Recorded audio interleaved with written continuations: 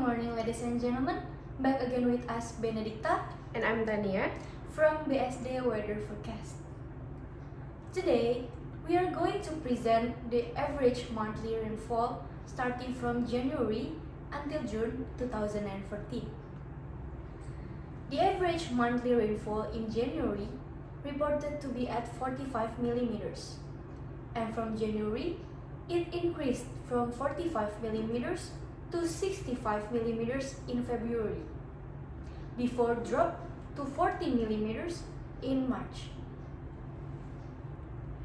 and it is recorded that the average monthly rainfall rose from 40 millimeters to 60 millimeters in April.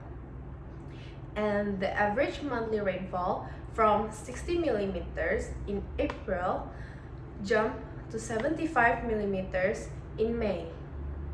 And in May is where the rainfall reached its peak. And last, from May to June, the average monthly rainfall plummeted from 75 millimeters to 30 millimeters. In conclusion, the average monthly rainfall from January until June is fluctuative. Please stand by for the next weather forecast. I'm Tania. And I'm Benedicta. We'll be back on the next weather forecast.